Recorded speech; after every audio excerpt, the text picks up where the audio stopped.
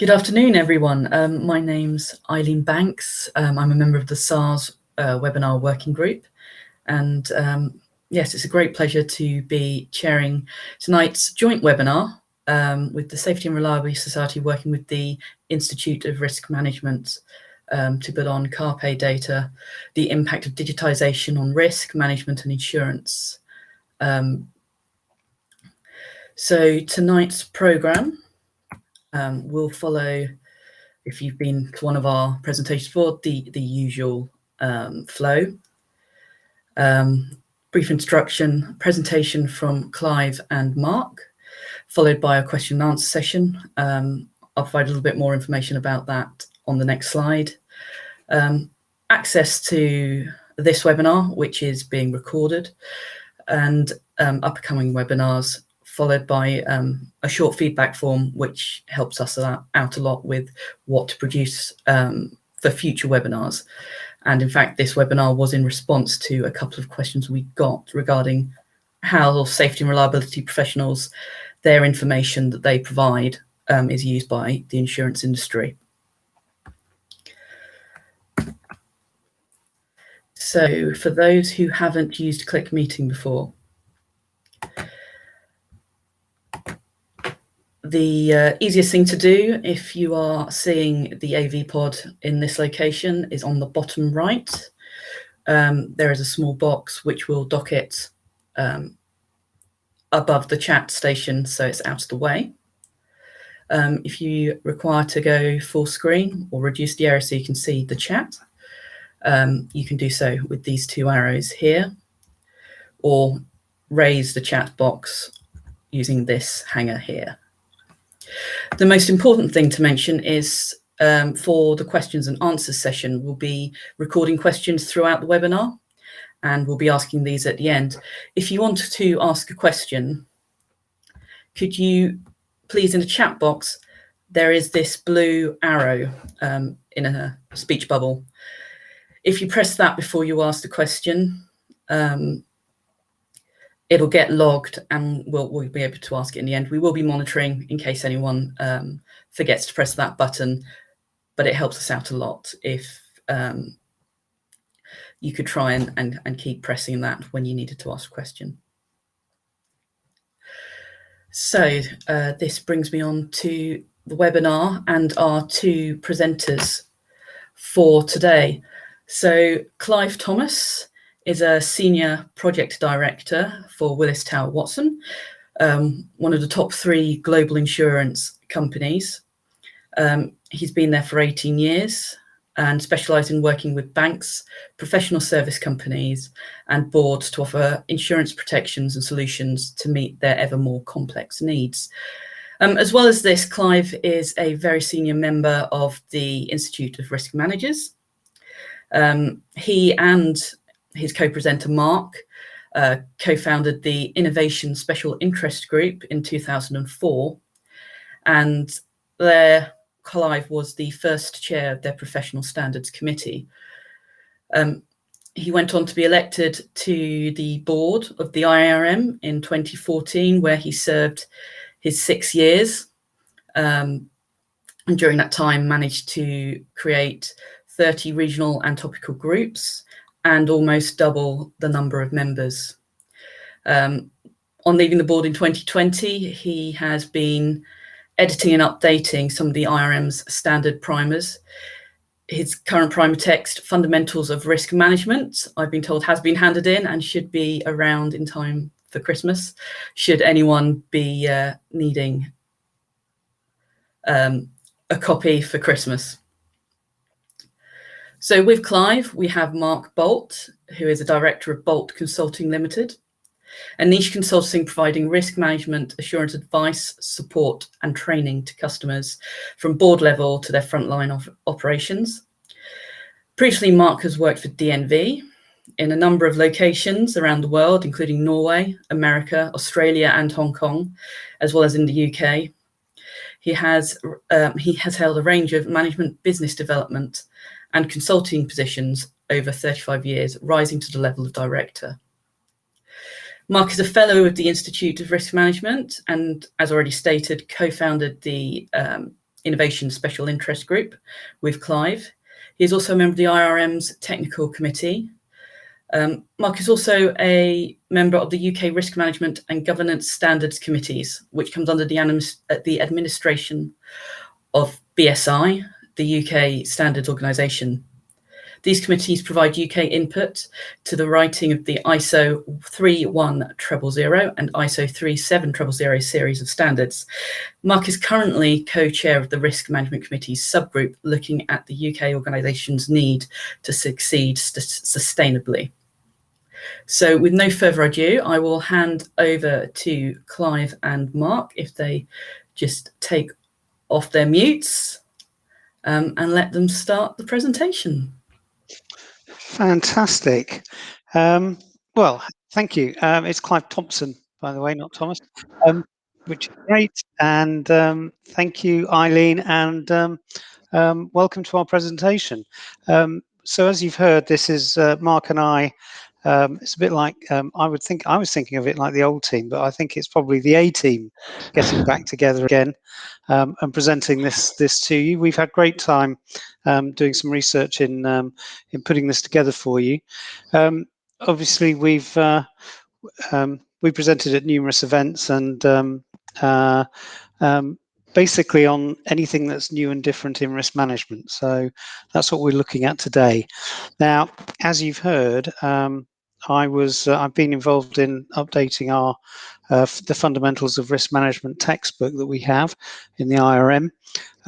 I was particularly conscious when we did that about updating it for the new ways of working that digitalisation has introduced.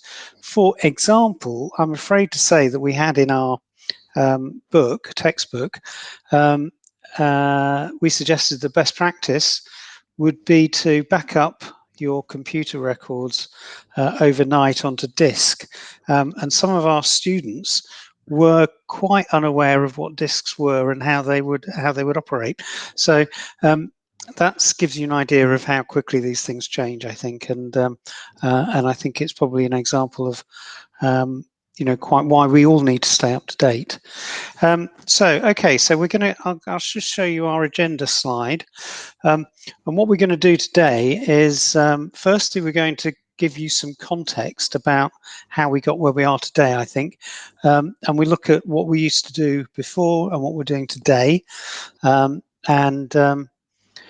I think in that connection, it's probably worth reminding ourselves that we are probably on the cusp of, or we have entered into what's been called the fourth industrial revolution. So the first one was steam power. I'm sure we all know about that. The second one involved electricity and scientific revolutions. The third one involved the networking and the World Wide Web and information. But the fourth one is where we are now, and that is, and I quote, where new technology is creating new industries, changing existing ones and transforming the way things are made. New technology is doing that. Now that quote was from Her Majesty's Government in their paper on June 2019, which stated that we as a country are looking for leadership in artificial intelligence and data, looking for leadership in new forms of mobility, looking to shift to clean growth patterns, and also we'll be using innovation to meet the needs of an aging society. So we've got some pretty powerful intentions there about how we will be using this new technology going forward. Anyway, so this is what we're going to be doing, setting it into context. We're going to ask you a few questions, and then we're going to look into 4 areas of the digital technologies that we think are affecting both risk management and insurance. Before we start on that, by the way, halfway through these, we're going to be asking you to do some work, and we're going to be asking you some questions and just to give some insight into what is happening as far as you're concerned, and so that we can feed that back to you. So before we start into that, we thought we'd just manage some expectations here about what we're going to be doing. And today we are aiming to get you all to think. And this is about thinking about how that fourth revolution that we're in, or that we will be in, how that is going to change your life, how it is going to be affecting you and how your work, your home lives, and hopefully that will be giving you that information as we go through this presentation. So I'm hoping all that will become pretty clear as we do that, and I'm fairly confident it will be, because I'm now going to hand over to Mark, and Mark is very capable and very able to take you through setting the context for where we are. Mark. Thank you, Clive. Yes, I was going to start off by letting us think about how we use data today and contrast that with the past. And to do that by comparing the Great Galveston Hurricane of 1900 with the Hurricane Laura of 2020. And choosing these simply because there are a lot of comparable things about them in terms of size and route. The Great Galveston Hurricane was the deadliest natural disaster in the US and its history, and is actually the 5th deadliest Atlantic hurricane overall. Laura was also a deadly hurricane, and like the Galveston one, it was a Category 4 hurricane. It is tied with a hurricane in 1856 as the strongest hurricane to make landfall in the state of Louisiana. First, sort of a bit of sort of background and starting of how everything developed. First, if you look at the way data works today, Laura was detected through meteorological monitoring and insights, whether that be from meteorological stations or whether that be from the likes of satellite. The Great Galveston Hurricane was detected by a ship, which happened to hit an area of unsettled weather in the Atlantic. And that was then reported back from the ship to shore eventually, and the storm at that stage was given a tropical storm status. The Hurricane Laura is known from the data to have emerged as a large tropical wave that formed along the eastern end of a monsoon trough and came in off the West African coast. It was monitored by the National Hurricane Center, and they were looking at the conditions and the weather, and they saw that it had the potential to form a tropical cyclone, and through monitoring it, it became a sort of a tropical depression and intensified into a storm and was declared a tropical storm. Now, in the case of the Galveston hurricane, it is believed effectively it started exactly the same way, but at that time, the only reliable tools for observing hurricanes were ships and getting the ship reports. If you look at the paths that the hurricanes took, they both took very similar tracks. They both came in across the Dominican Republic and Haiti. They both traveled along Cuba and then went into the Gulf of Mexico. And up until this point, they had both been tropical storms. And then within the Gulf of Mexico, they intensified and they both reached Category 4 hurricanes and then made landfall, one in Galveston in Texas and one in Cameron in Louisiana. So either side of, you could say, the Louisiana-Texas border. So if we now think about what information is available and how that data and information was used to manage risk, we can start to think of that. So going back to Galveston, now Galveston actually was founded in 1839.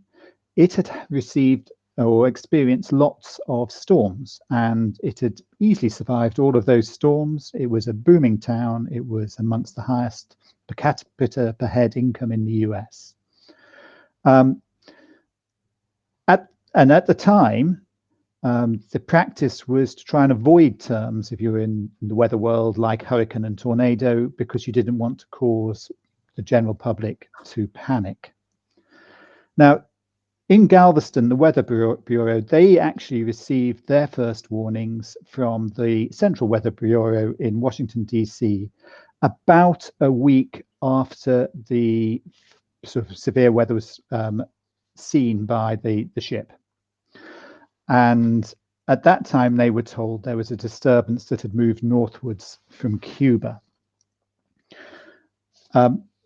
So the information, you could say, was there, but it was very, very light. Now, the Weather Bureau themselves at the Central Weather Bureau had no way, they had no models, they had no data to use for models either to predict where the storm would go.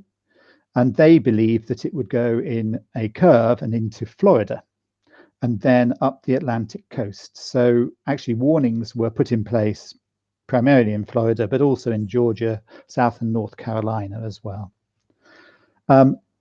If you look at, then go back to Galveston itself, again, no data, but they did on the 8th of September that year, see persistent swells in the sea when they had only got partly cloudy skies. You could say that was a warning sign.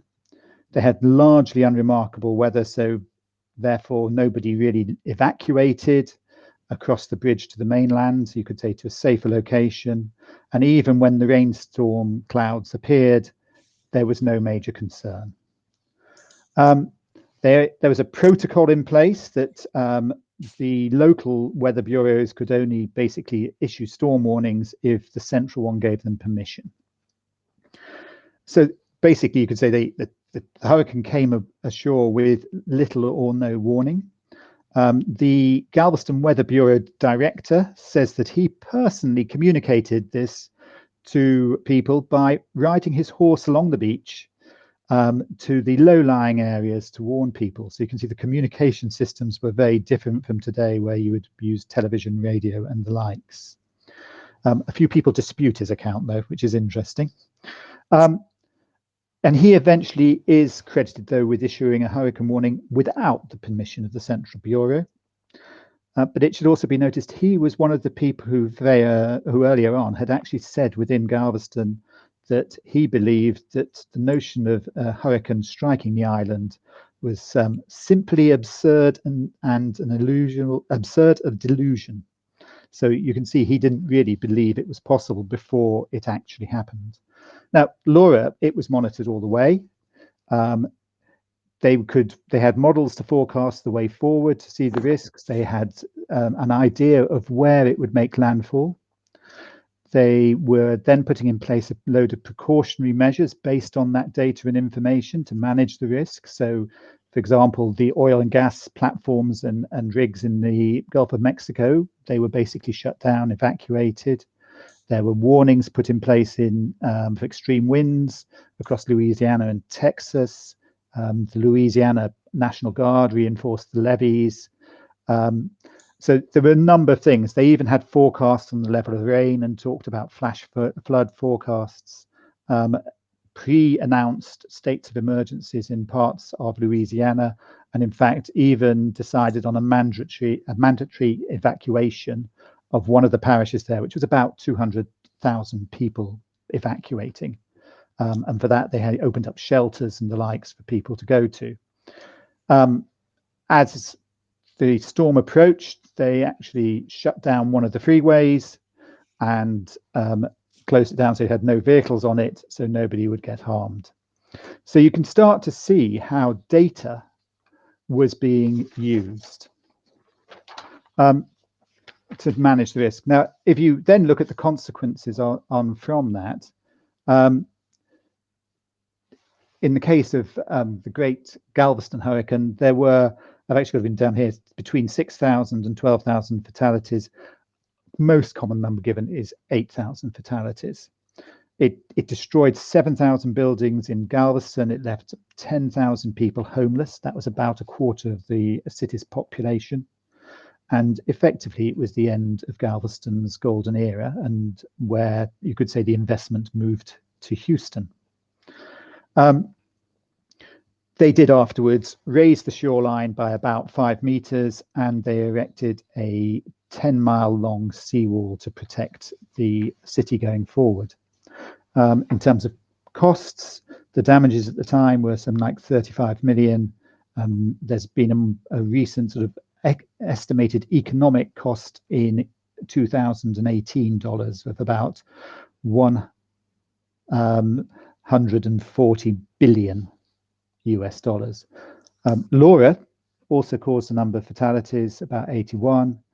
There were fatalities also in Haiti and in the Dominican Republic, and it was estimated to have losses of the order of 19 billion in terms of damages. So it gives you a flavour of how data has actually helped, in this case, take actions and save lives.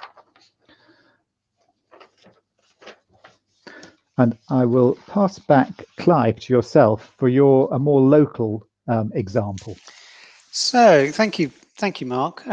Yeah, moving swiftly on, a bit more prosaic. This is a picture you'll see of our new abode, our new house. We moved about 6 months ago, and it took us about 6 months to find a place. And having done our search and found Mulberry Barn, you'll notice that we've got a pond on the area. I'd already secured some financing. I'd already put in place all the legal points and made the offer and had it accepted. And then, blow me down, I got a letter from our conveyancer that said, whoops, you've got high flood risk. Your mortgage provider has withdrawn their offer until they've done underwriting. And by the way, you really ought to have a word with your insurance people if that's going to go forward. And what had happened was that the conveyancers had automatically, the legal people had automatically gone out to various agencies and pulled out all the information that they had from the internet about our particular property, and declared it a flood risk, which I was pretty, you can imagine I was pretty upset about that, because I'd already worked out that actually this land here, a lot of land here, was all low-lying. There's a drainage here which is which easily took all the water away, and it went into the pond, and actually if it flooded it would go down there, and it's been proven to have gone down there for the last 100 years, and certainly hasn't inundated the barn since it was built in the 1880s. So I was fairly confident that it wouldn't flood, but of course I had this high flood risk. I had our financial plans all awry, and what I had to do was we had to pull it out of the automated systems, and we had to go and get it actually looked at properly by a human being. And I think that gives you, thought I'd use that example just to give you an indication of what, firstly, what can happen. It's all, I mean, I'm sure if we get data like that, it's all protects us, but at the same time, we need to think about it. So just carrying you a quick overview, we thought we'd look at yesterday and today. When I started in an insurance company, it was in 1979, and 5 years before, the competition authorities had said that these insurance companies, one of which I joined, should not be collaborating to share data with each other, which is what they did with the Fire Officers Association. And we produced tariff rates, which were long, big manual books and loose leaf books, and from which you would not deviate, young man, when you underwrite things. And that was the same with us, Guardian Royal Exchange. It was the same with the Royal Insurance. It was the same with Commercial Union. It was the same with all these tariff insurance companies. Now that has changed entirely, and each insurance company is now looking at its own data. They've got algorithms to analyze it, and they're pulling in data from all various points, including, obviously, from your good selves when you provide the data to your insurance departments. Now, I'm also suggesting that actually that changes a little bit of the nature of the relationship between insurance companies and their clients. When I started, it was very much just long-term relationship, long-term partnership. You have good times, you have bad times, and insurance was a smoothing mechanism. Now it's much more commodified, it's much more transactional. I have to say, when we had traditional, well-understood risks that we looked at. These days, actually, we're looking at, the risks have changed, and we are looking at different risks. So we're looking at parametric things, which are, we can ensure weather, the incidents around weather these days. My own company has developed a product to provide funds if your reputation gets hit. Now, those sorts of things are where we are starting to develop and starting to move. I'll let Mark quickly sum up with the enterprise risk management, and then we'll go into very quickly into the question sense as well. Yeah, thank you. I think if you went back to when I started, well, I know if you went back to when I started, which was in the 1980s, as doing work and a job, and I did start in a risk. The term enterprise risk management actually hadn't been invented. Yes, there was risk assessment work going on with the likes of using fault trees and event trees. HAZOPs had really come into their fore, and you could say in the late 60s and through the 70s from ICI. QRAs, quantified risk assessment, within my area, was predominantly oil and gas and chemicals and petrochemicals, that had started also. It had come out of, I suppose, you had things going on in nuclear and in aviation and space beforehand, and the models were starting to be built. A lot of stuff, though, to do with risk was dealt with in a fairly siloed manner. The insurance people were totally separate from the safety people. Were probably so totally separate from the sort of engineering people dealing with the more what would now be today's be called process safety or major accident risk. Doing the work was very manual. I can remember my first risk assessment. The data arrived in 4-ring binders on paper, and you took that and you had to use that as the basis information about your, in this case, an offshore rig, and then you did your analysis on it with a lot of hand calculations and using a calculator. Luckily, I was able to use a calculator and a program calculator. So it has changed quite a lot. We now have a lot of software about to do things with. Models and data are there. We still use expert input into doing the risk work we do today. Many of you will be used to having sort of things like risk register software and the likes and dashboards, and a lot of that we will now discuss in a bit more detail. But as Clive says, before we sort of go, from yesterday being history to tomorrow, which is a mystery, we're going to ask you some questions. So what we'll do is we'll have a special question screen will come up in a minute. I'll go through the question first, and you'll have 3 answers. You may need to scroll down on your screens to see the bit where you put your answers into, and then we will get the responses presented. So the first question we have is, are you using live information or live information on dashboards on the status of, which is showing the status of your risks and their controls to support you in making decisions, operational decisions, insurance decisions? And if we could possibly have the question come up, and then we'll let everybody put your answers in, if that's okay. This is where we need the countdown music, isn't it? Yes, I can see 11% of you so far, 14% have answered so far, which is great.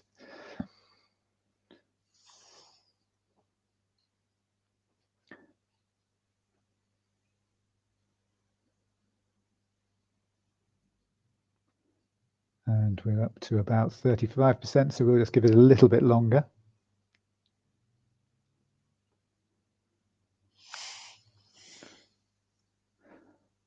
I think there's a definite pattern beginning to emerge here anyway.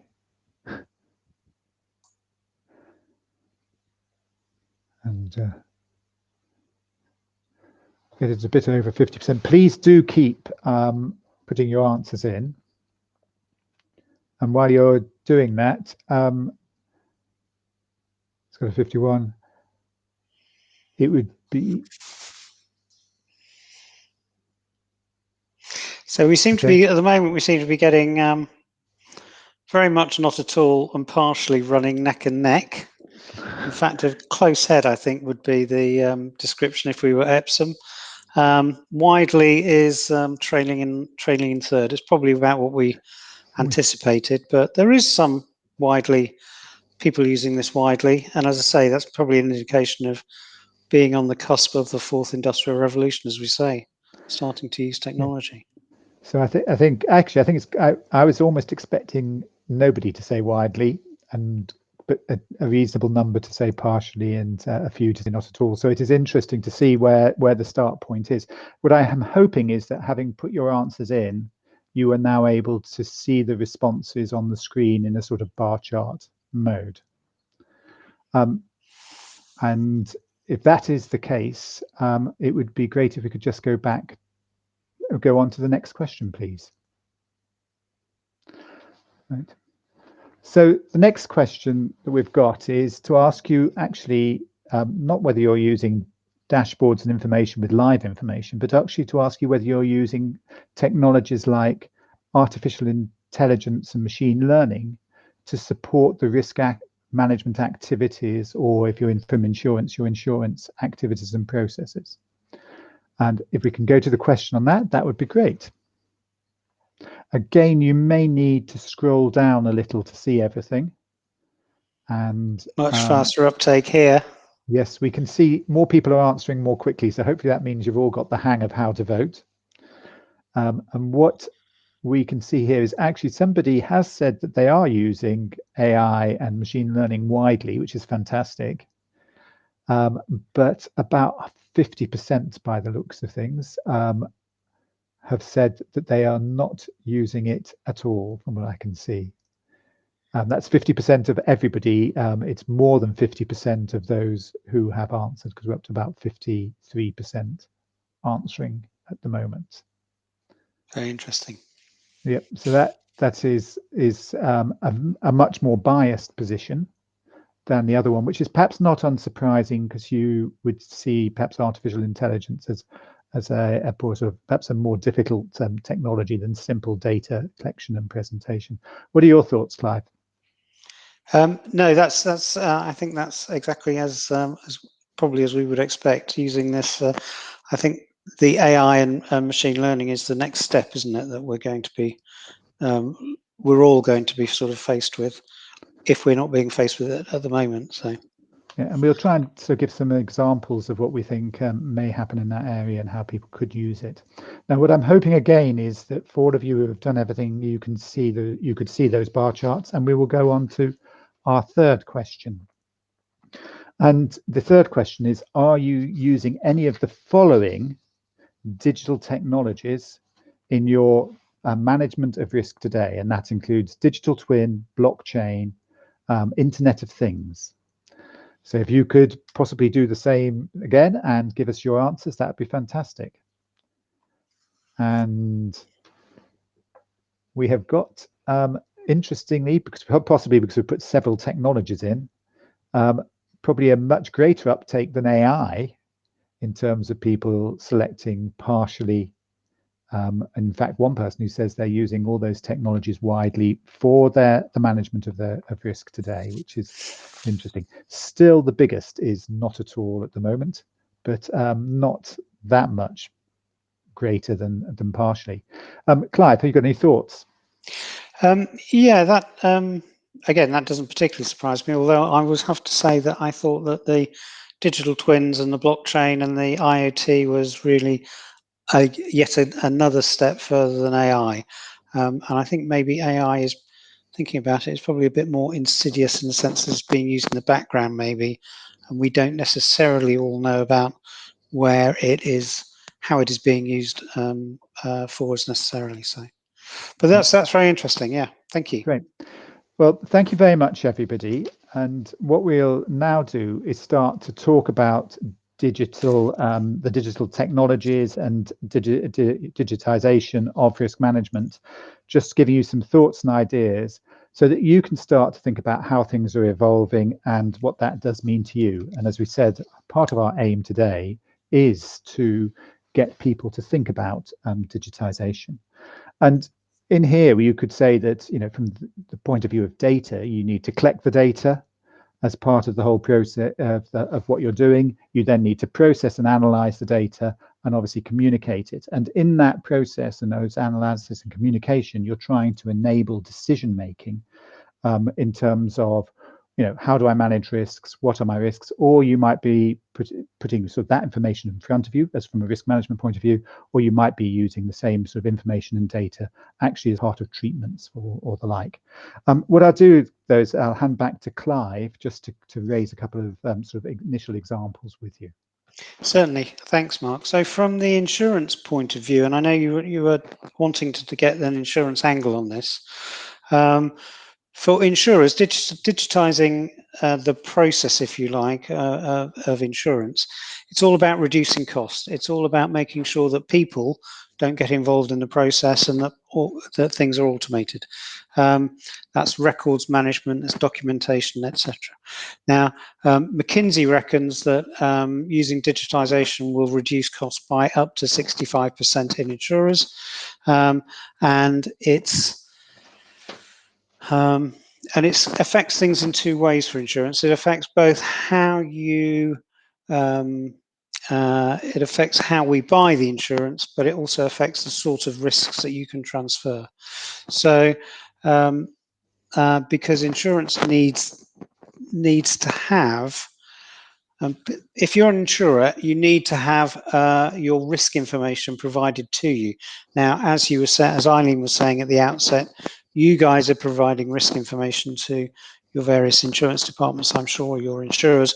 What do insurers do with that? I think at the moment, what I would say is that insurers were trying to get away from you physically providing that information to it being provided automatically, it being provided on in a seamless online transfer, if you like.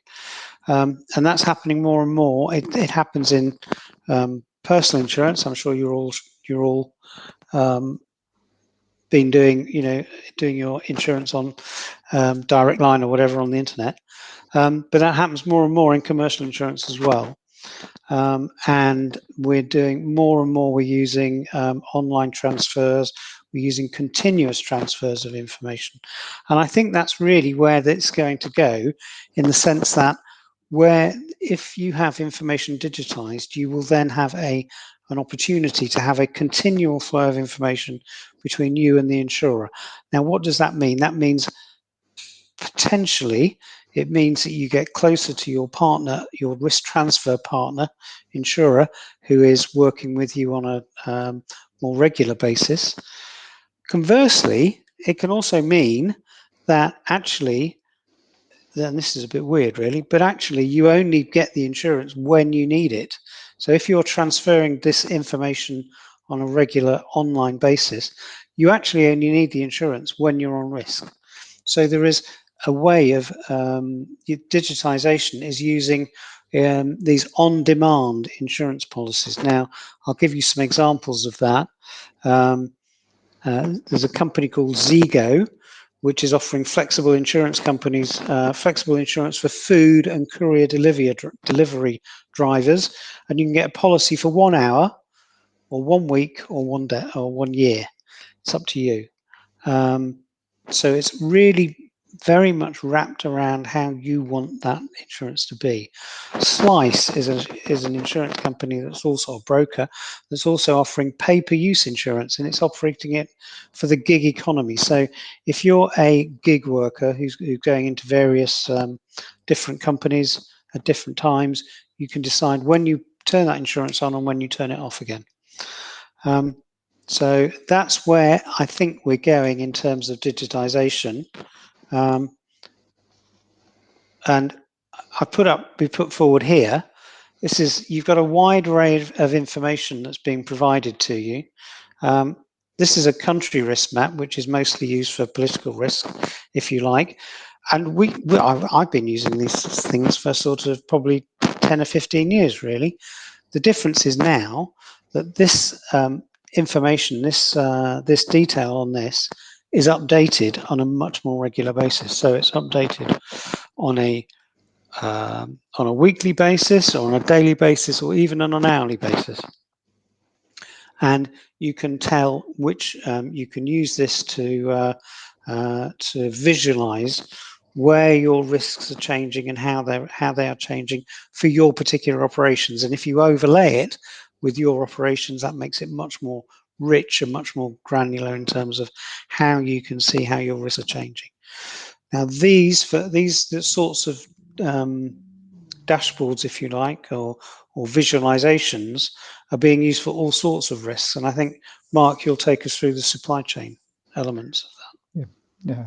Yes, certainly. Now, what we were going to do is to go through some other examples of the way people are using data, and these are sort of, you could say, getting the data, putting it together, displaying the data, and helping you make decisions to manage your risks. This is an example of a tool for monitoring supply chain risks.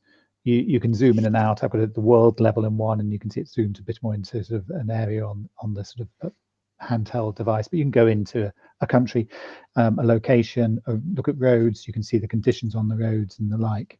But it presents the risks. It collects the data together. That could be data from, say, weather data if you're doing sort of shipping. It could be around sort of road traffic information.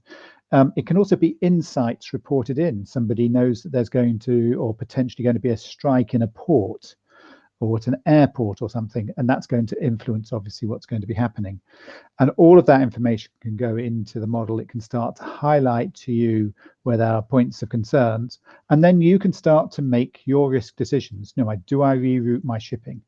If there's potentially going to be a strike in that port, that will stop one of my deliveries coming to me. Do I need to order the same thing from somewhere else as a backup, just in case, to be able to keep producing or whatever? So it's an example of a tool collecting information together, putting it in, and then presenting it, processing it, putting it in, and that data will be some live data, and perhaps some sort of more intermittent data, some picked up automatically, perhaps off the web or after weather forecasting channels, or perhaps even for political risk off the previous risk image that was shown, and some of it by humans putting data in and then sharing it and making decisions. So you can start to see what's going on here, and you can then use the tool to say, right, let's reroute or move something else. If you look at some others, a lot of you will have got sort of, as we talked about, risk registers before, but there's a much greater use of dashboards coming in. The dashboards are seeking to present live information, not sort of historical information. They've probably got a mixture of two, to be fair today. And the reason you have dashboards rather than going down to the detail is because the dashboards are trying to give you insights. They're putting something to the top to help you see the wood from the trees, and to be able to, in terms of risk world, do things like, what's the level of my risk, maybe? Have people been doing their risk assessments? Are risk treatment actions being undertaken and done? How are we doing with our audits? Are we on schedule? Are we behind schedule? Have we done all of our inspections to sort of be confident controls are in place and working? Are we following up on audit actions? All of those things are coming into these sort of dashboards to help us who are managing risks manage the risk better for our organization.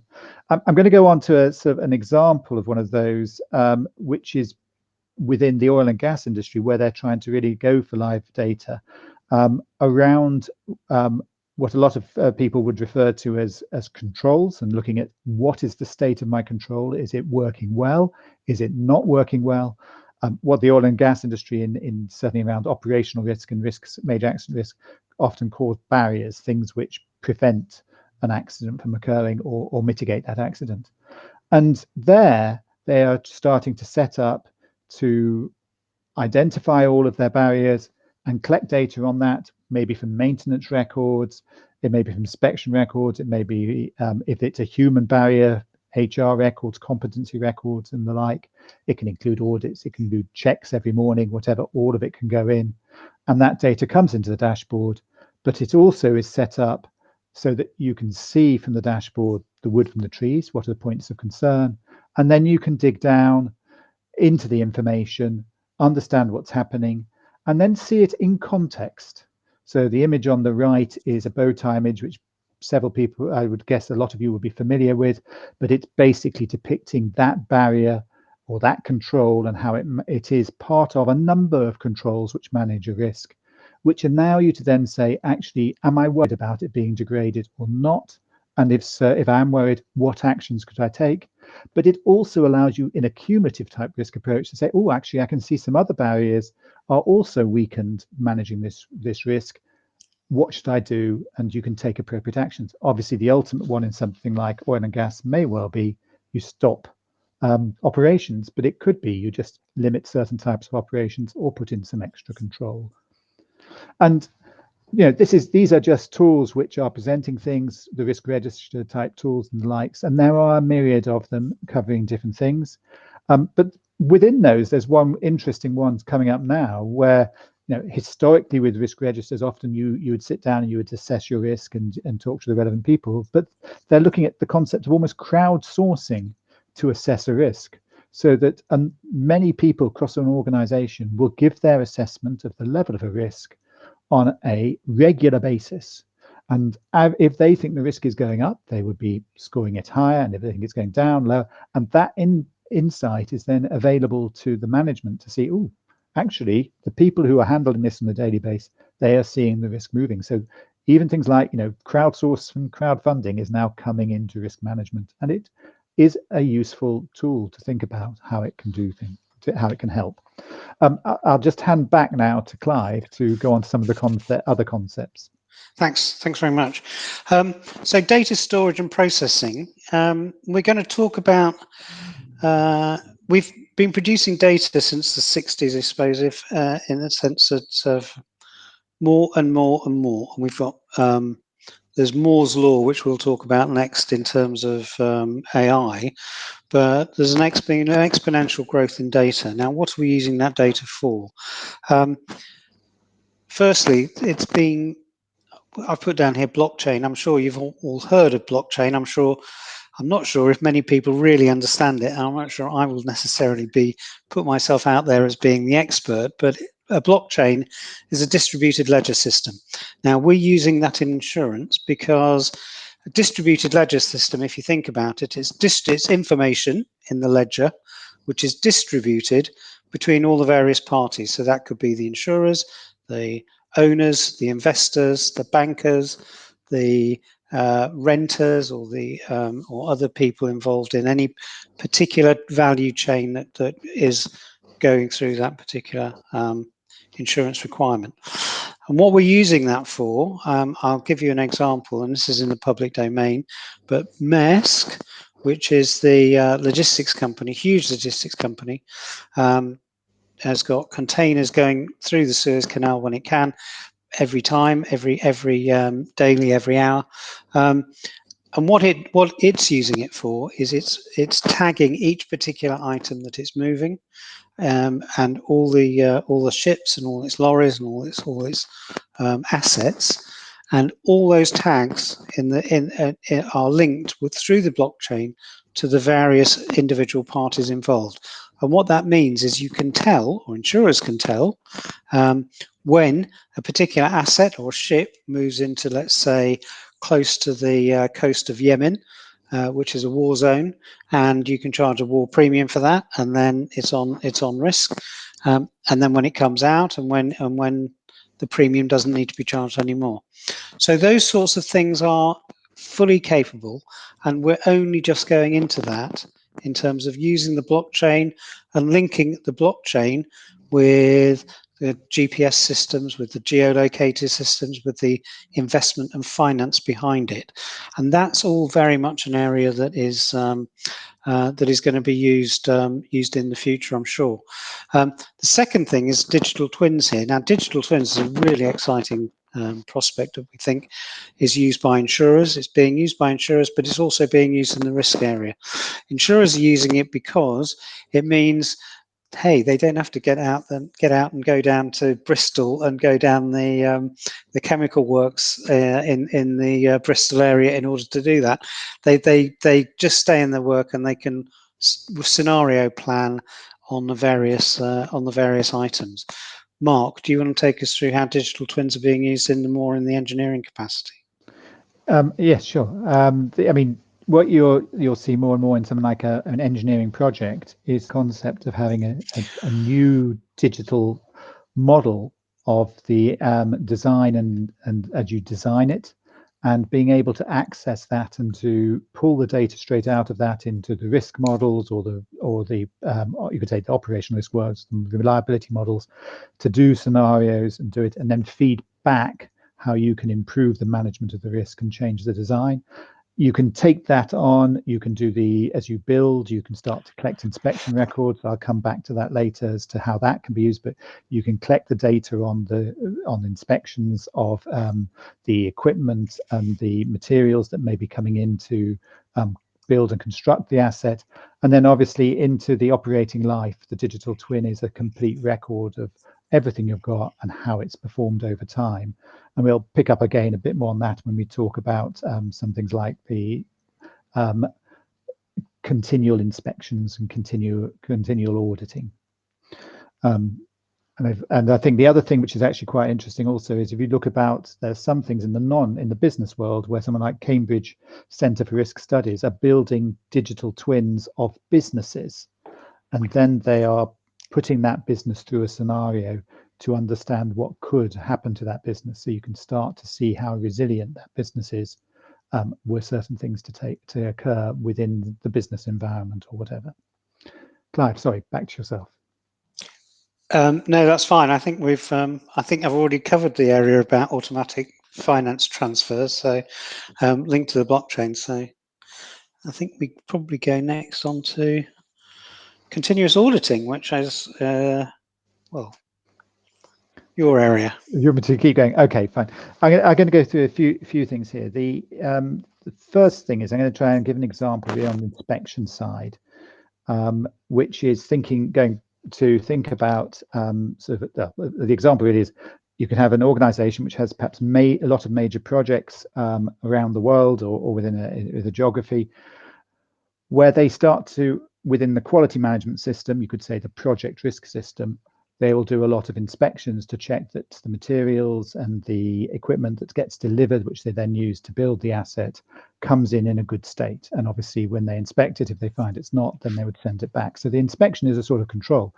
Now you can record all that data, and you do it across many projects. And this is the sort of thing that is an example from one company I'm aware of. The data is there to then use. And the concept then is to take that data and then say, right, I've got a new project coming up. I know, both in my old things, what my inspection records were, knew who the supplier was, what they were supplying, and what the outcomes were of all the inspections. Now I've got a new project. I know who the suppliers are. I know what they're going to be supplying.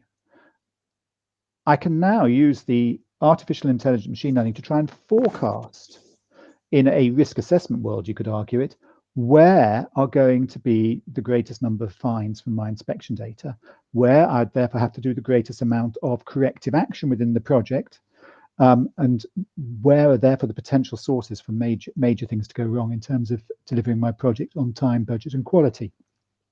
Now that insight then means I can, within my risk management of the project, say, okay, I can see that this supplier is potentially going to be delivering this product with more defects. I can go and talk to them up front. Doesn't mean to say I stop using them. I mean, I can go and talk to them up front. We can put in place and discuss their quality control processes, try and improve their quality control to improve the performance of the project. And I'm focusing my effort in the right area. Or I might be deciding I'm going to do more inspections on certain equipment coming in than I perhaps historically would have, because I know those are pieces of equipment which tend to have faults detected in them, and in other areas where it tends to be fairly straightforward, I can reduce it. So I'm now using the data and using something like artificial intelligence machine learning to inform me where the problems are, to make decisions to improve my risk management. We'll go on a bit further with sort of continual auditing as we go through some of the other slides. But this next bit here is the concept that you can use. Sort of, everybody's used to the Internet of Things being referred to as you have, things monitored in your fridge, and you can get information about what's happening in your fridge on your mobile phone or equivalent. and then you can control things. Well, here is a concept that actually we've got something that can go wrong, and you can in the piece of equipment, you can take it out of service and do maintenance on it to try and stop it going wrong. But when it comes out, you've got downtime, and you don't know when you're taking it out what its condition is. It may be absolutely fine, or you can try and run to failure, and when it fails, then obviously you have a big problem because everything goes wrong and you have to repair. Here you're saying, no, let's use the Internet of Things concept, monitor it, collect data, and then you can use humans or artificial intelligence or the like to start to note when things change, which would be an indication that something is beginning to go wrong. And effectively, you then can go in and do your maintenance or repair or whatever, cleaning, whatever the requirement is, in a sort of more just-in-time basis or a when-needed basis. And that can clearly improve performance, and it also helps avoid things go wrong, so from the risk point of view, and keeps things going right. Now, you don't have to just monitor the performance of equipment. You can monitor the performance of people. And I suppose a classic one, which we're probably many of you may be aware of, whatever, is being able to monitor drivers. Not so much necessarily in cars, but certainly for those doing long distance driving with trucks and lorries around the world. This sort of technology is there to be used.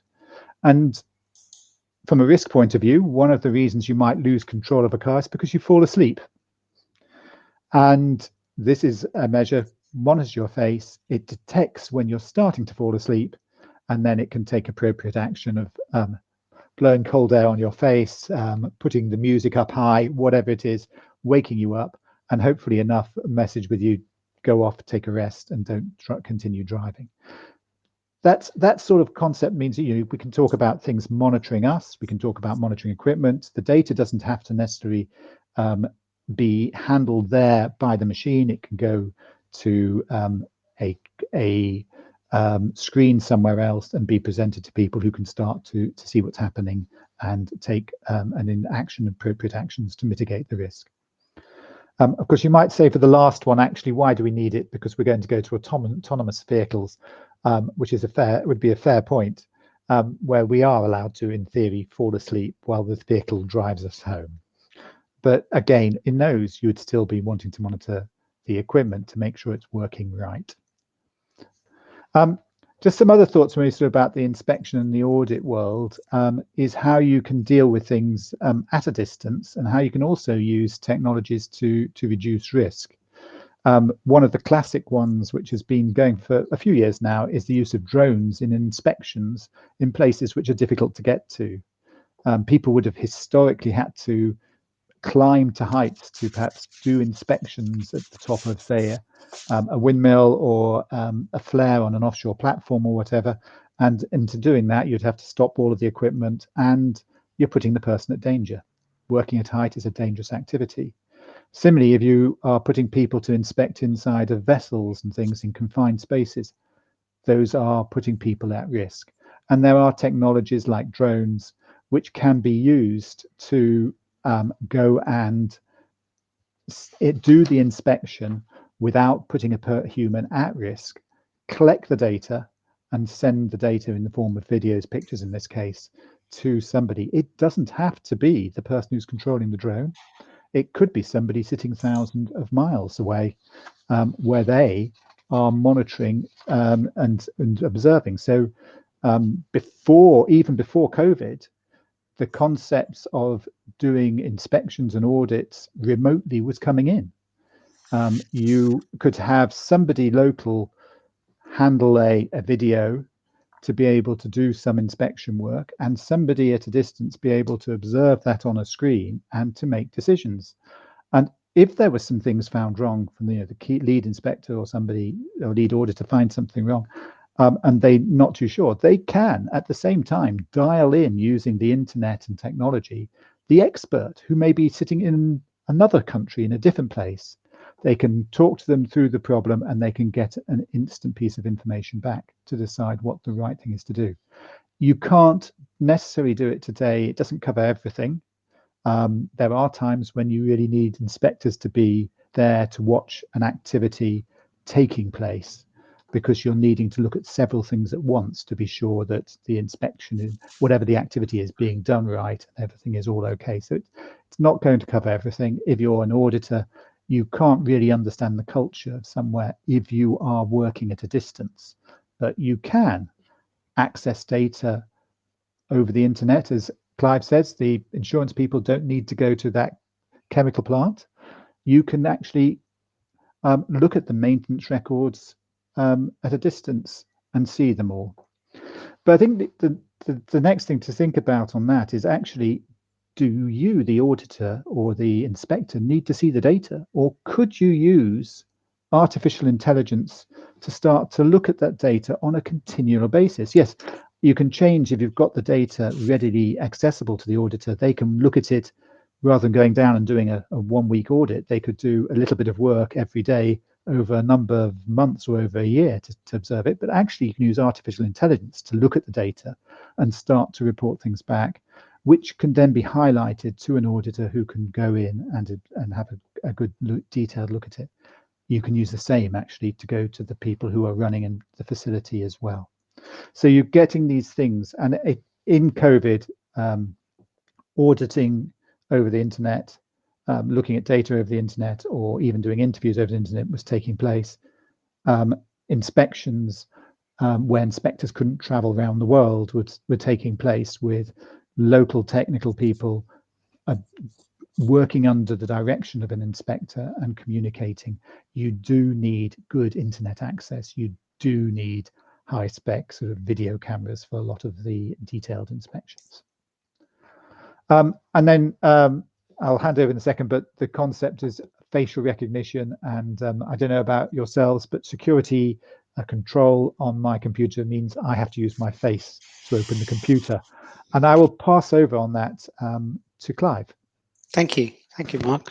I think the continuous auditing using AI is going to be very interesting, and especially when you get into the cognitive AI aspect and it starts thinking about it. The last point I think that I'd like to raise, especially as we've raised the pandemic, is talking about health risks in connection with the Internet of Things. I don't know about anybody else, but I'm wearing one of these computerized watches things that tells me how far I've walked today from our bedroom to the study in order to get onto a Zoom call, and then onto the kitchen to make a cup of coffee, and then go for my walk, obviously on a regular basis. So it's actually health insurers will be using that. They are using these technologies now to measure the number of steps you walk in a day and control your premiums accordingly, control your risks. And it's only going to get more and more sophisticated in terms of, your average daily calorie intake or whatever. But I think more in terms of also in terms of COVID, I think it's quite interesting in terms what the Internet of Things is going to be doing to us, or with us, helping us for risks when we return to work. And one thing is it can be, the Internet of Things can be providing air treatment in buildings. So there's a company called UV Angel which provides UV light on air treatment systems, continuously neutralizing harmful bacteria. As you walk into the office, you will be using probably touchless entry systems, either using your facial recognition or your smartphone to get in. As you walk into the lift to go up to a desk or a room, there are holographic buttons being developed that you can just wiggle your finger over floor 8 and you'll get there. It's no touch. That's a China-based company called Ease Speed, which is developing that, or developed that. Certainly, as you go into the as you go into your place of work, someone will need to monitor occupancy, and there are obviously ways of doing that. Verge Sense is a way of doing that, but also I think we're working far more collaboratively now. And whilst we miss, the various conferences and things, we're certainly going to need some sort of room management system when we all get back together, and those rooms are going to be, you're going to need to, how are you going to configure those? Well, there's a company called OpenPath which is working with another company to look at those sorts of things. Now, so that's just an indication, I think, of what the Internet of Things can be doing, okay, in terms of health risks and in terms of some of that will feed into its insurance aspects. I'm sure we can talk about that in the Q&A. But just to sum up, before we have a final quiz, I notice we're running a bit late, but I think there are a number of things that come out to me anyway throughout this talk, and I think those are things around looking at this from a time perspective, both in terms of insurance and in terms of the risks. That's in terms of being continuous and being on demand at the same time. So it's continuous, or is it just as and when you need it? I think processes are going to be automatically updated on that continuous basis. They will be integrated, so you'll be able to see everything in the dashboard all in one place, and it'll be rising to the top, so that you can get your visual management will be have much more acuity, I suppose. That means that languages are going to be, they're going to have to talk to each other in the same language, and they are starting to do that. They will do that, and then AI will be able to pull all these things together. And that integration of processes will be able to enable us to manage risks, to manage insurance across the whole piece. So what does that mean? It means that we're no longer operating in silos about risk, and we can look at the unintended consequences and how those operate across there. Now, there will be challenges. So what are the underlying processes behind all this AI? Are we actually continuing all the biases that we've got in the past? Are we building in the past status quo and everything? It's going to be providing us with information, and human beings are going to have to start interpreting that information. Now, that's fine at the moment, but what will happen when the skill base and when the people who are going through the industry now no longer have the opportunity of going out and finding out things on the ground? How do they get the insight to then perform the analysis, if you like, about what's going to happen? So I think there's going to be a retraining element is going to obviously have to be needed. And the third area is, I think, is this thing about data. Who owns the data, and who gets first use of the data? Because that data is going to be really, really important and critical. What happens to privacy? Do we really need privacy? The benefits that we get as a whole, will they override the right to us individually knowing things about that? I think those are all challenges. I personally think we're all capable of overcoming those challenges, and I think I'm looking forward to it. But I think at the moment we'd really, really like to know what you think. So we're going to go to question 4 now, and after that we'll go to Q&A. So, does digitization of risk management and insurance, does it excite you? Does it worry you? Or does it do both? A nuanced response, possibly.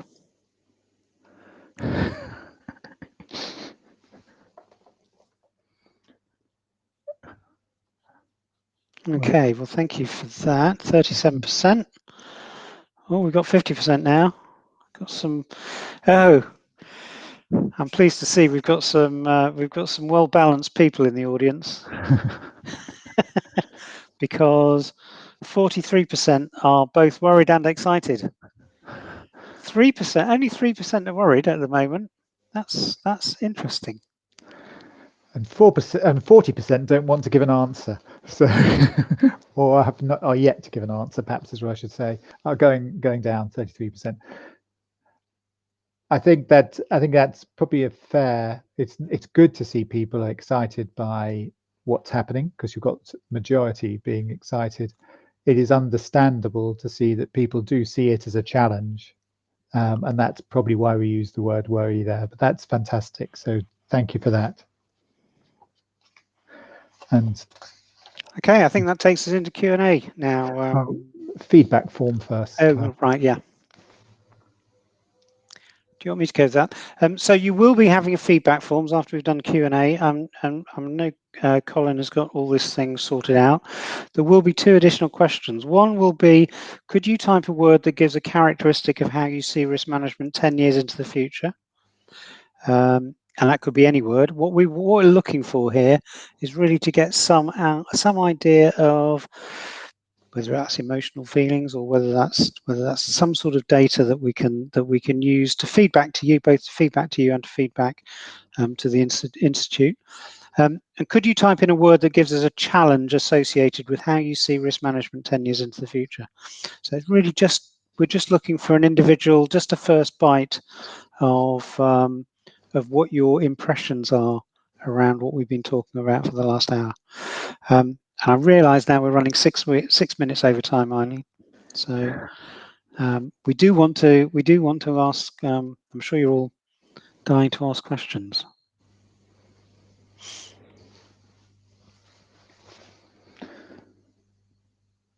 Are we there? Yeah. Thank you very much for that presentation. If anyone still has some questions they've not yet asked, please continue to ask them, and we'll get through to them. So if we start here. So enterprise risk management packages can be very expensive. Is there a stage approach that organizations can take to start developing digitalisation, data management and dashboards? Do you want me to? You can start, Clive. Start on that. I think, personally, I think enterprise risk management packages are reducing in price, and I think that the expense comes as and when you make them more bespoke. And we're not here to be spokesmen or for how you use those packages, but for example, I think both of us know about the crowdsourcing that we talked about in terms of crowdsourcing risk registers. That is available almost as an app on mobile phones that you can download on mobile phones, and it then goes into the cloud, and the people who you pay a license fee to will give you a monthly feed out and a monthly read. There are areas around sharing privacy data around that, but that's obviously built in contractually. But that's one way that the processes are becoming, I think, a little bit less expensive than the very high end, individually tailored, bespoke, individually, with individual feeds of information going into them in different ways. So I think whether it's a staged approach, I think at some point you've got to decide which way you're going to go. And maybe a staged approach is best in terms of how much how much investment you want to get, and what the balance of investment return is really. I think you just have to work your way through that. Mark, what do you think? Yeah, no, I was going to say put a couple of thoughts in. One is I do know an organisation where they use, or a couple of organisations where they use Power BI a lot. So they don't try and customize the enterprise risk management package that they happen to be using. In your case, it might be that you're using some other tools, maybe even some sort of database you've created yourself, and they then collect that data and they put it through Power BI to be able to get the dashboards, which are then made available for people across the organization. So you'd have a dashboard for senior managers and a dashboard for people at different levels within an organization.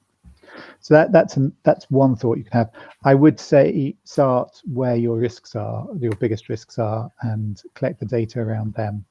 And you could see that's sort of eating the elephant one bite at a time, but start on the important bits first. Great. Here is a slightly different question. Leadership styles dominate culture. And hence risk, is the culture of an organisation visible from the data it generates? Mark? I saw that question come up and I thought that's a really good question, but also a phenomenally difficult question. And I think the answer actually at the end of the day would be yes. It will. I agree. It would be, you can compare, you probably need to compare one organization versus another. But if you think of, say, an organization which doesn't, it's not caring, it's probably not going to report things. So it probably has very poor data compared with an organization that takes it seriously. So, risk management, it's important for people to understand their roles in managing risk. And I was having a conversation on this today. And if you are talking about managing risk today, and it's important, and people need to understand what they're doing and why they do it and why they need to do the job right and why they need to record it and put the data in to a database to have the information to be able to better manage in the future. If you have a good culture, that sort of thing will be happening. So the data flow will be there. You'll be able to see it. You'll be able to see what people are collecting, how they're using it and where it's going. If there's a poor culture where it's not caring, then people won't record the data because it's not going to be used because nobody takes action. So I think you would find it's reflected. I haven't done enough analysis to know if I can actually demonstrate that. That would be a very interesting thing. Thank you, Harry. It would be. Can I just add to that? I think there are two things, and I think the first thing is that about risk maturity, and there are ways that we can look at the maturity of a risk management and how mature a risk management is within an organization, and that maturity will also reflect the culture of the organization, I think, which is exactly what the point that Mark was raising. And I think the second point is, in a way, it's already doing that. And if you look at the investment community, you can see that the investment community is running the rule very, very carefully over lots and lots of different companies, and they are finding out, they are more readily able to assess what is going on in various operations, and that was seen in off the top of my tongue, the financial scandals. Those can be spotted by using data, and I think they'll be spotted more and more as we go more into the requirement to disclose more information. Yeah, I'm aware of actually an organisation that is analysing data to identify fraud. Of course, yeah. Fraud risks. So you could say the picking out of fraud risks. The more you pick out, the more you can. It illustrates there's a culture, what the culture is. So there are things there that are coming through with data. Perhaps slightly off the culture question onto the identification of risk or issues or incidents. Okay, great. So Jane Yao has asked a question around one of the automation myths, is that eliminating humans from the system reduces risk, whereas others believe the risk is only displaced to another area, for example, design, certification, or maintenance. Do you have any thoughts on this? Do you want me to start? Go on it. Okay. Well, representing the Institute of Risk Management, which is a collection of individuals and people and members who are trained in risk management, I would say that you cannot eliminate the human being from the risk management process, because you need people who are trained in risk. So I think automation will help us to understand risk. I think automation will help us to really start to tease out some of the intricacies involved in risk, because risk is sometimes it's like a jelly, isn't it? It wobbles this way and that, and you don't know which way it's going, and it's like nailing jelly to the wall, as they would say. And hopefully the automation processes, the AI, the analysis, certainly the analysis is able to more accurately produce predictions, I think, and more accurately help us in assessing the risk. But you do need people, you do need qualified individuals who've got some insight to manage risk. Yeah, because you've got to, at some point, you've got to decide: is my risk, am I aggressive towards that risk, or am I actually tolerant of that risk, or am I going to be, I don't want to accept that risk at all? And that's a decision, that's a judgment call that has to be made. Yeah, I think it's fair to say there's sort of uncertainty in anything, and that will remain, whether it's something done by a human or something done by a hardware and software. I would say that technology can help you reduce risks in different ways.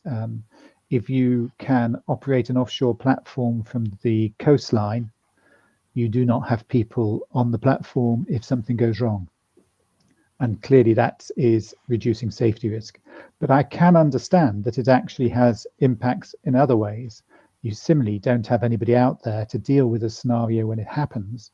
So perhaps the environmental consequences are greater, or the operability to repair quickly means you have longer downtime. So you may be balancing some risks. But I think overall, I would see that if you use technology, you're probably over time reducing today's risks.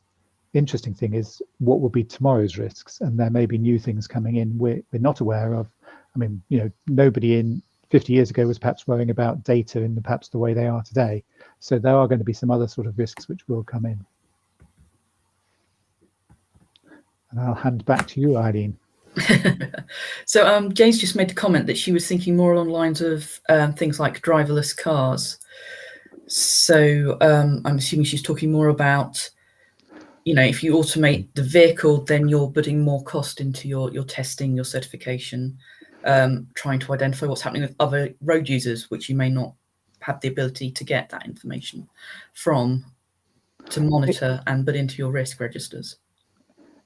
Yes, there is a bit about, is it there sort of an external thing you don't have information on, which you have to do, and it gets into the emerging risk question. Then if you went further, is the things where there are uncertainties for which there is no data with new technologies. And I certainly think that those sort of risks will be there. But if you talk about a driverless car, I think the interesting thing there is who actually, if it goes wrong, is in a sense liable now, because that's starting to move the person who is, or the organization who is in control of that vehicle around.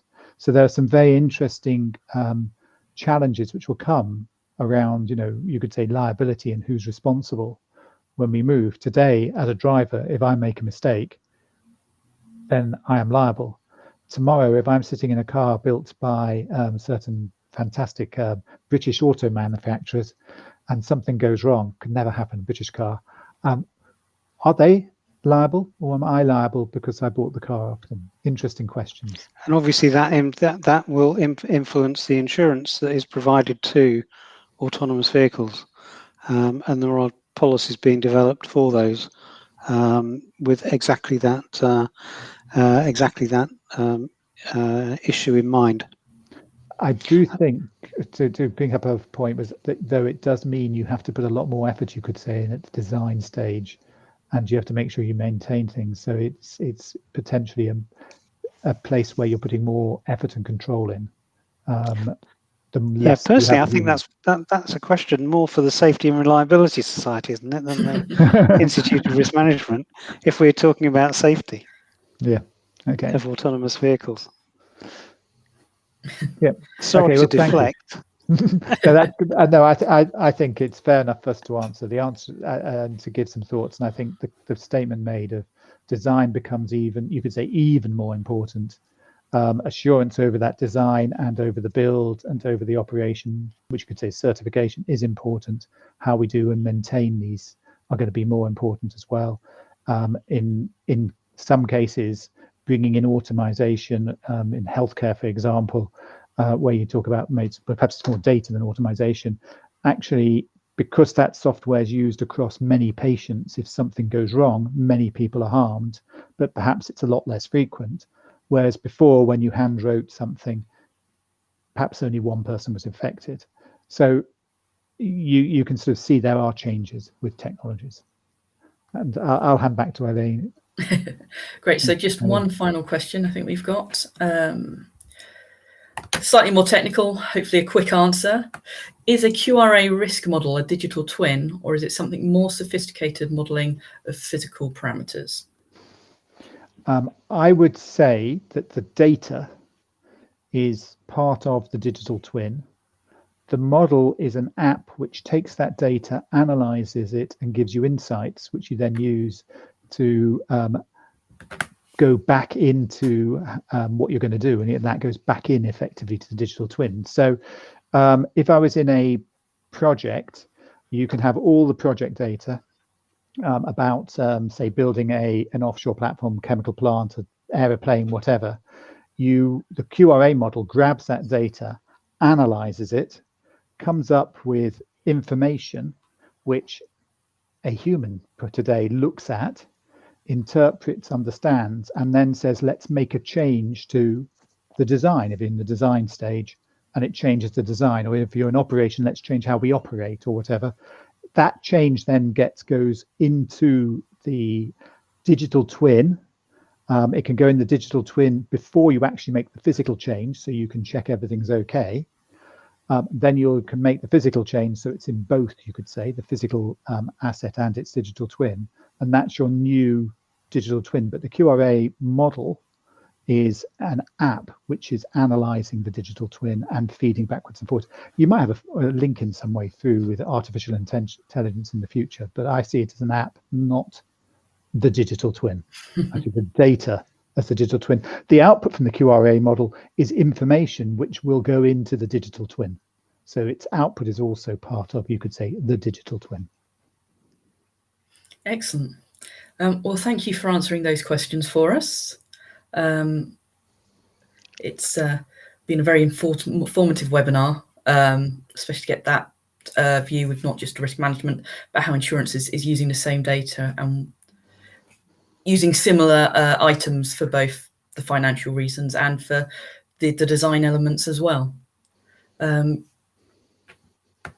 So going on from then, thank you very much, Clive and Mark. Anyone who's a member of the society, SaRS are, as normal, releasing the recordings of the webinar on their website. I'm not quite sure how the IRM are dealing it, but we will be making the recording available to their members as well. If you aren't a member yet and want to gain access to the recordings, and we're now starting to build quite a substantial backlog that you can access, please take a look at the website. You can either join as a full member, remembering that we are now registered, licensed by the Engineering Council. So, we can lead you through your chartership if you want to go that way. Or we also offer an associate grade of membership, which will allow you to gain all those aspects, such as data access and webinars. So, as I said, we've now been recognised and a licensed member of the Engineering Council. I believe that we're planning to have a professional careers webinar in the near future, so please keep your eyes peeled if you're interested. We take registration applications from all memberships and we are more than happy to help. So if you're thinking about it, please do contact us and look at the website. So upcoming webinars for this year's programme. The next webinar is from the Asia Pacific branch, looking at safety leadership through the application of systems assurance. The Solent branch are then looking at asset management on the 14th of July. And we have the 5th part of our technical learning webinar series for functional safety, presented by Dr. Fanier on the 21st of June. As I said, if you're a member, please do go back and revisit the earlier sections of this series. So the next thing that's going to happen is the feedback form. As Clive and Mark have already said, there's a couple of additional questions, and when you get the email back from us about this event, they will be providing some feedback into that to us. So before you exit the webinar, please do fill back in the feedback forms. It's how we know what to put into next webinars and what to look out for.